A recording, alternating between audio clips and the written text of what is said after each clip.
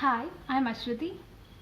അപ്പോൾ ഒരുപാട് പേര് എന്നോട് ഏത് പേപ്പറാണ് ചെയ്യുന്നത് ചോദിച്ചിട്ട് മെസ്സേജ് അയച്ചിട്ടുണ്ടായിരുന്നു.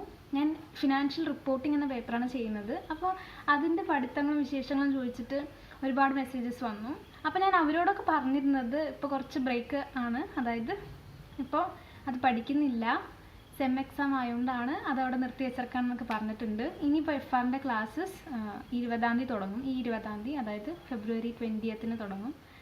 അപ്പോൾ ഇനി ആദ്യം മുതൽക്കത് ഒന്നും കൂടി തുടങ്ങേണ്ടി വരുന്നതാണ് തോന്നുന്നത്. ഓക്കെ, അപ്പോൾ ഇന്നത്തെ വീഡിയോ എന്ന് പറയുന്നത്, ഇപ്പോൾ സെം എക്സാം നടന്നല്ലോ, ഞാൻ അമിറ്റി യൂണിവേഴ്സിറ്റിയുടെ ഓൺലൈൻ പ്രോഗ്രാം, അതിൽ BCom specialisation international finance and accounting എന്ന സ്പെഷ്യലൈസേഷനാണ് എടുത്തിരിക്കുന്നത്. അതിൻ്റെ ഒരു എക്സാം റിവ്യൂ എന്ന പോലെയാണ് ഈ വീഡിയോ ചെയ്യുന്നത്.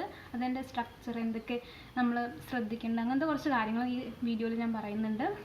അപ്പോൾ ആർക്കെങ്കിലും ചേരാൻ ആഗ്രഹിക്കുന്നുണ്ടെങ്കിലോ അല്ലെങ്കിൽ അടുത്ത ബാച്ചിന് എക്സാം എഴുതുന്നുണ്ടാവുമല്ലോ, അപ്പോൾ അവർക്കൊക്കെ ഒരുവിധം കാര്യങ്ങളൊക്കെ അറിയാൻ വേണ്ടിയിട്ട് ഈ വീഡിയോ ചെയ്യുന്നു. ഇനി എക്സാമിൻ്റെ സ്ട്രക്ചർ എങ്ങനെയാണ് പറയാം. 70 മാർക്സിന് എക്സ്റ്റേണൽ അസസ്മെൻറ്റും 30 മാർക്സിന് ഇൻറ്റേർണൽ അസസ്മെൻറ്റ് എന്ന് പറഞ്ഞിട്ട് ടോട്ടൽ 100 മാർക്സിലാണ് എക്സാം വരുന്നത്. എക്സ്റ്റേണൽ അസസ്മെൻ്റ് ആണ് ഇപ്പോൾ നടക്കുന്ന end term examination, last sem exam എന്ന് പറയുക, അത് 70 മാർക്സിനുള്ളതാവും. ഇൻറ്റേർണൽ അസസ്മെൻറ്റ് എങ്ങനെയാണെന്ന് ഞാൻ പറഞ്ഞുതരാം. ഒരു സബ്ജക്റ്റിൽ 5 മൊഡ്യൂൾസാണ് ഉണ്ടാവുക. 5 മൊഡ്യൂൾസ് എന്ന് പറയുമ്പോൾ നമ്മൾ യൂണിറ്റ്സ് ഉണ്ടാവില്ല, അതുപോലെ 5 മൊഡ്യൂൾസ് ആണ് ഇതിൽ പറയുന്നത്. അപ്പോൾ ഓരോ മൊഡ്യൂൾസും ഇങ്ങനെ ഓർഡറിൽ കംപ്ലീറ്റ് ആക്കിയിട്ട് ഒരു മൊഡ്യൂളിൻ്റെ അവസാനം ഒരു അസൈൻമെൻറ്റ് ഉണ്ടാവും. അത് നമ്മൾ കംപ്ലീറ്റ് ആക്കിയാലാണ് സെക്കൻഡ് മൊഡ്യൂൾ തുറക്കുള്ളൂ. ഈ ഒരു അസൈൻമെൻറ്റിൻ്റെ മാർക്ക് കൂട്ടും കേട്ടോ. അത് നമ്മൾ എന്താ പറയുക, 9 മാർക്കിന് 15 മാർക്കിന് ഒക്കെ തോന്നുന്നു, അതിന് 9 മാർക്കിന് നമ്മൾ നേടണം. അങ്ങനെയാണ് അസൈൻമെൻറ്റ് വരുന്നത്. അങ്ങനെ ഓരോ മൊഡ്യൂളിനും അതിൻ്റെ അസൈൻമെൻറ്റ് ഉണ്ട്. അത് ഓരോന്നായി കംപ്ലീറ്റ് ആക്കിയിട്ട് വരിക. എന്നിട്ട് അവസാനം 6ാമത്തെ മൊഡ്യൂൾ ഒരു വേറൊരു അസൈൻമെൻറ്റാണ് 15 മാർക്കിൻ്റെ, കേസ് സ്റ്റഡി അങ്ങനെ എന്തെങ്കിലുമൊക്കെ ആവും. അത് നമ്മൾ കംപ്ലീറ്റ് ആക്കാം. അതിൻ്റെയൊക്കെ മാർക്കാണ് ഇൻറ്റേർണൽ അസസ്മെൻറ്റ് 30 മാർക്ക് എല്ലാത്തിൻ്റെ ആവറേജ് ആക്കിയിട്ട്. 15 മാർക്കിൽ 9 മാർക്കെങ്കിലും നമുക്ക് നേടണം, എന്നാലാണ് അത് പാസ്സാവുള്ളൂ. പിന്നെ എക്സ്റ്റേണൽ അസസ്മെൻറ്റ് ആ ബുക്ക് മൊത്തമുള്ളത് നമുക്ക് അമിറ്റിയുടെ അവിടെ നിന്ന് സ്റ്റഡി മെറ്റീരിയൽസ് കിട്ടും. എനിക്കിപ്പോൾ അത് പ്രിൻ്റ് അതിൻ്റെ ഹാർഡ് കോപ്പി കിട്ടിയിട്ടുണ്ടായിരുന്നു, പോസ്റ്റലിൽ വന്നിട്ടുണ്ടായിരുന്നു. അങ്ങനെ നമ്മൾ അഡ്രസ്സ് കൊടുത്തിട്ടുണ്ടെങ്കിൽ ബുക്ക് നമുക്ക് എന്തായാലും എത്തും കേട്ടോ. അപ്പോൾ അതിൻ്റെ ബേസിലാണ് എക്സാം വരുന്നത്. പിന്നെ അതിൻ്റെ ഹാർഡ്നെസ് പറയുകയാണെങ്കിൽ ഇൻറ്റേർണൽ അസസ്മെൻറ്റ്, അതായത് ഓരോ മൊഡ്യൂൾ കഴിഞ്ഞാൽ അതിൻ്റെ അസൈൻമെൻ്റ് ഒക്കെ ഉണ്ടാവുമല്ലോ, അതിൻ്റെ അത്രയും ടഫ് ഇല്ല ഈ എക്സ്റ്റേണൽ അസസ്മെൻറ്റ് എന്നാണ് എനിക്ക് തോന്നുന്നത്.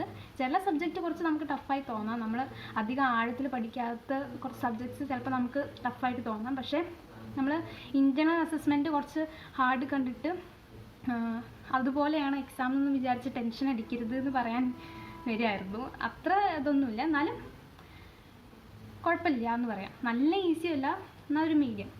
പിന്നെ പറയാനുള്ളത് ജനറേഷൻ ഓഫ് അഡ്മിറ്റ് കാർഡാണ്. നമുക്ക് ഹോൾ ടിക്കറ്റ് ഒക്കെ ഉണ്ടാവുമല്ലോ, അതുപോലെ ഒരു അഡ്മിറ്റ് കാർഡ് നമ്മൾ ഉണ്ടാക്കേണ്ടതായിട്ടുണ്ട്. അഡ്മിറ്റ് കാർഡ് എന്ന് പറയുമ്പോൾ നമ്മൾ എക്സാമിൻ്റെ ആ പോർട്ടലിലേക്ക് കയറുമ്പോൾ ഒരു കീ അടിച്ചു കൊടുക്കണം, എന്നാലാണ് ഒരു പാസ്വേഡ് പോലെ ഒരു കീ അടിച്ചു കൊടുക്കണം, എന്നാലാണ് എക്സാമിലേക്ക് എൻ്റർ ചെയ്യാൻ പറ്റുള്ളൂ. അത് ജനറേറ്റ് ചെയ്യണതിനെയാണ് അഡ്മിറ്റ് കാർഡ് ജനറേഷൻ എന്ന് പറയുന്നത്. അത് സിമ്പിൾ സ്റ്റെപ്പാണ് കേട്ടോ. അത് എന്താ പറയുക, നമ്മളിപ്പോൾ സാധാ ഒരു ആപ്പ് എടുത്തിട്ട് അത് തുറക്കാനൊക്കെ നമുക്ക് ആരെങ്കിലും പറഞ്ഞു തന്നിട്ടാണോ, നമ്മൾ സ്വയം ചെയ്യില്ലേ, അതുപോലെ തന്നെ സിമ്പിളായിട്ടുള്ള പ്രോസസ്സ് മാത്രമാണ് അഡ്മിറ്റ് കാർഡ് ജനറേറ്റ് ചെയ്യാനുള്ളത് ഉള്ളൂ. ഇനിയിപ്പോൾ എന്തെങ്കിലും ഡൗട്ട് ഉണ്ടെങ്കിൽ അവർ അത് എങ്ങനെ ചെയ്യേണ്ടതെന്നുള്ള ഫുൾ എന്തൊക്കെ ചെയ്യേണ്ടതെന്നൊക്കെ അമിറ്റിയുടെ സൈഡിൽ നിന്ന് നമുക്ക് അതിൻ്റെ മെയിൽ ആയിട്ടും വരും. ലൈവ് ക്ലാസ്സസ് അവർ പ്രൊവൈഡ് ചെയ്യും. പിന്നെ ഏതെങ്കിലും ഏജൻസിയോ ഇൻസ്റ്റിറ്റ്യൂട്ട് വഴിയാണ് നമ്മൾ ചേരുന്നതെങ്കിൽ അവർ നമുക്കതിനെ എങ്ങനെ ജനറേറ്റ് ചെയ്യേണ്ടതെന്നൊക്കെ അതിൻ്റെ ഇൻഫർമേഷനൊക്കെ തരും. പിന്നെ പറയാനുള്ളത് മോക്ക് ടെസ്റ്റാണ്. മോക്ക് ടെസ്റ്റ് എന്തായാലും ഇമ്പോർട്ടൻ്റ് ആണ് കേട്ടോ. ഇതിപ്പോൾ ആരും ഇങ്ങനെ കാര്യമാക്കില്ല, എന്താണ് അവ മോക്ക് ടെസ്റ്റ് എന്നൊക്കെ പറഞ്ഞിട്ട് അങ്ങനെ കാര്യമാക്കില്ല. ശരിക്കും അത് നമ്മൾ ആദ്യമായിട്ടാണ് ഇങ്ങനെ ഒരു ഓൺലൈൻ എക്സാം എഴുതുന്നത്. അതിപ്പോൾ എങ്ങനെയാവും എന്താവും ഒരു ഐഡിയ ഇല്ല. അപ്പോൾ ഒരു ഐഡിയ ഇല്ലാത്തൊരു മോക്ക് ടെസ്റ്റ് എന്തായാലും ചെയ്യണം. ഓക്കെ, ഇല്ലെങ്കിൽ നമ്മൾ പെട്ടെന്ന് ശരിക്കും എക്സാം എഴുതുമ്പോൾ ഏതൊക്കെ കാണിക്കേണ്ടതെന്നൊന്നും മനസ്സിലാവില്ല. ഇപ്പോൾ മോക്ക് ടെസ്റ്റ് ഇപ്പോൾ അതിലിപ്പോൾ നമ്മളിപ്പോൾ ശരിക്കും ഉത്തരം അടിക്കണം അങ്ങനെയൊന്നുമില്ല. ജസ്റ്റ് എങ്ങനെയാണ് ആ പ്രോസസ്സ് മനസ്സിലാക്കാൻ വേണ്ടിയിട്ടുള്ളത് മാത്രമാണ്. ഓക്കെ, അപ്പോൾ എന്താ കാൽക്കുലേറ്റർ നമുക്ക് യൂസ് ചെയ്യാൻ പറ്റില്ല ഈ എക്സാമിന്. കാൽക്കുലേറ്റർ യൂസ് ചെയ്യാൻ പറ്റില്ല. നമുക്ക് അവിടെ നിന്ന് നീക്കാനൊക്കെ റെസ്ട്രിക്ഷൻസ് ഉണ്ട്. ഇങ്ങനെയൊക്കെ ഒന്നും നോക്കാൻ പറ്റില്ല. കറക്റ്റ് ഇതിൽ തന്നെ നോക്കിയിരിക്കണം, അങ്ങനെയൊക്കെ ഉണ്ട്. നമുക്ക് വാർണിങ്സ് വരും. നമ്മൾ എന്തെങ്കിലും മാൽ പ്രാക്ടീസസ് ചെയ്യുന്നുണ്ട് എന്ന് അവർക്ക് മനസ്സിലായാൽ 2-3 വാർണിങ്സ് വരും. അതോടെ തന്നെ ഫുൾ ക്ലോസ് ആവും, തന്നെ എക്സാം ക്ലോസ് ആയി പോകും. അപ്പോൾ അതൊക്കെ ശ്രദ്ധിക്കുക.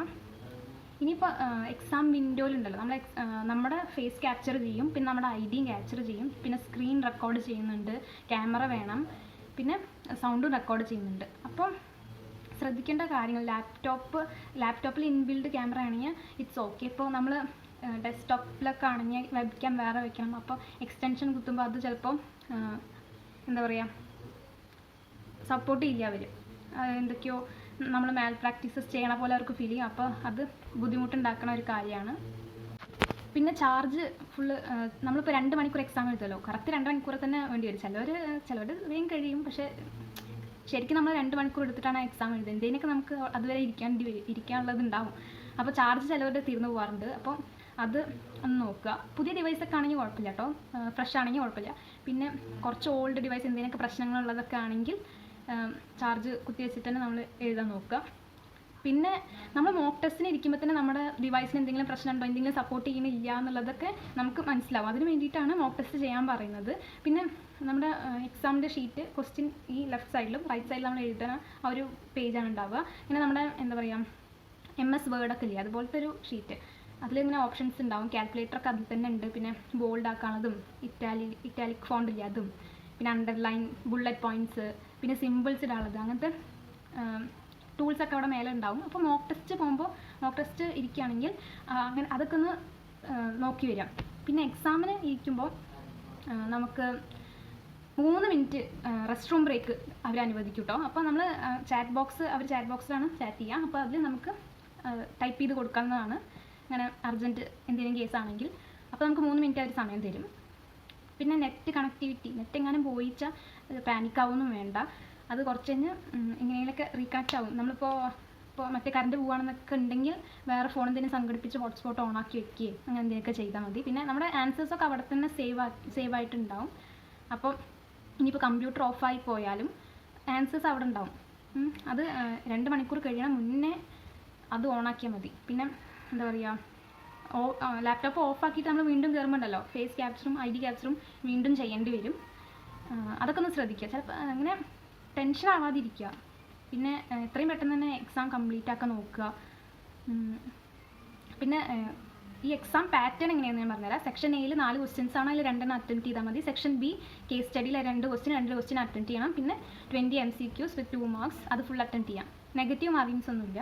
ഇതൊക്കെയാണുള്ളത്. പിന്നെ ഇതൊക്കെ തന്നെ ഉള്ളൂ. ഇനിയിപ്പോൾ ഞാൻ എന്തെങ്കിലും വിട്ടു പോയിട്ടുണ്ടെങ്കിൽ കമൻസിൽ ചോദിക്കുകയെ അതിൽ ഡൗട്ട് ഞാൻ പറഞ്ഞുതരാം. പിന്നെ കുറേ പേര് എന്നോട് ഡൗട്ട് ചോദിക്കുമ്പോൾ എനിക്ക് ചിലതൊന്നും പറഞ്ഞു തരാൻ അറിയില്ല. ബിക്കോസ് ഞാനും ഇപ്പോൾ സ്റ്റുഡൻ്റ് അല്ലേ, ഇതിപ്പോൾ ഞാൻ ക്വാളിഫൈ ആയിട്ടൊന്നുമില്ല, സ്റ്റുഡൻറ്റിൻ്റെ ആ വഴി കൂടെ തന്നെയാണ് ഞാനും വരുന്നത്. അപ്പോൾ കുറേ കാര്യങ്ങളൊന്നും എനിക്ക് അറിയില്ല എന്നുള്ളത് ഞാൻ അഡ്മിറ്റ് ചെയ്യാണ്. പിന്നെ ഞാൻ കുറച്ച് യൂസ്ഫുൾ ആയിട്ടുള്ള വീഡിയോസ്, അതായത് ഇപ്പോൾ സ്കിൽസ് ഏതൊക്കെ ആവശ്യം എന്നൊക്കെ പറഞ്ഞിട്ട് കമൻറ്റ് വന്നായിരുന്നു. അതൊക്കെ ഞാൻ കുറച്ച് യൂട്യൂബ് വീഡിയോസ് ഞാൻ കണ്ടിട്ടുണ്ട്, അത് ഞാൻ ഡിസ്ക്രിപ്ഷനിൽ ആഡ് ചെയ്യാം. പിന്നെ എന്തെങ്കിലും ഹെൽപ്പ് വേണമെങ്കിൽ എന്നെക്കൊണ്ടാവുന്ന വിധം ഞാൻ ചെയ്യാറുണ്ട്. ഇനിയിപ്പം നിങ്ങൾ അത് ചോദിക്കാനോ അങ്ങനെയൊന്നും മടിക്കണം, ഞാൻ എല്ലാവർക്കും റിപ്ലൈ തരുന്നുണ്ട്. So I hope you all like this video and ഇനി എന്തെങ്കിലും ഡൗട്ട് ഉണ്ടെങ്കിൽ യു ക്യാൻ കമൻറ്റ് ഡൗൺ. പിന്നെ എന്തെങ്കിലും ഡൗട്ട്സ് ഉണ്ടെങ്കിൽ അമിറ്റിക്ക് മെസ്സേജ് അയക്കാൻ മടിക്കരുത്. അമിറ്റി നമുക്ക് ഇമെയിൽ അയക്കുന്നുണ്ടല്ലോ, നമ്മുടെ പേഴ്സണൽ ഇമെയിലേക്കും വരും, അമിറ്റിയുടെ ഇമെയിലേക്കും നമുക്ക് മെസ്സേജസ് വരും. അപ്പോൾ സ്റ്റുഡൻറ്റ് സപ്പോർട്ട് വഴി നമുക്ക് ഡൗട്ട്സ് ക്ലിയർ ചെയ്യാം. പിന്നെ അവരുടെ ചാറ്റ് ബോട്ട് ഉണ്ട്, കോൾ ചെയ്യാനുള്ള നമ്പർ ഉണ്ട്, പിന്നെ പോസ്റ്റ് ക്വയറി പറഞ്ഞിട്ടൊരു ഓപ്ഷൻ ഉണ്ട്. അങ്ങനത്തെ പല ഓപ്ഷൻസും നമുക്ക് ഡൗട്ട് ക്ലിയർ ചെയ്യാനുള്ളതുണ്ട്. അപ്പോൾ അതൊക്കെ മാക്സിമം യൂട്ടിലൈസ് ചെയ്യുക എന്നുള്ളതാണ് പറയുന്നത്.